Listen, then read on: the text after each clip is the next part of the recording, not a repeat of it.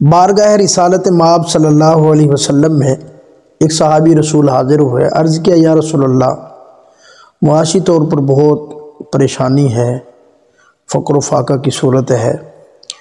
تو امام الانبیاء صلی اللہ علیہ وسلم نے ارشاد فرمایا کہ آپ کو وہ فرشتوں کی تسبیح کا علم نہیں ہے؟ یا رسول اللہ نہیں ہے۔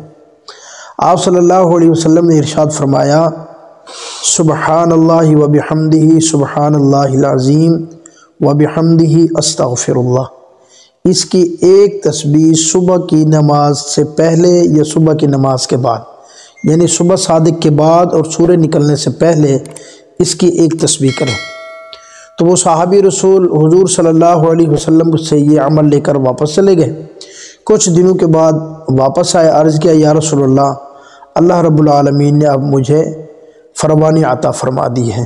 یہ ایک تسبیح یعنی 100 مرتبہ صبح کی نماز سے پہلے یا صبح کی نماز کے بعد، صبح صادق کے بعد آپ انشاءاللہ پڑھیں۔ کوئی بھی اگر میرا دوست، کوئی میرا ساتھی پریشان ہے رزق کے معاملے میں، تو بچے زیادہ ہیں، معاشی حالات تنگ ہیں، تو یہ ایک تسبیح روزانہ صبح کی نماز کے بعد یا صبح کی نماز سے پہلے شروع کر دیں، انشاءاللہ اللہ رب العالمین گھر کے اندر فراوانی عطا فرما دیں گے۔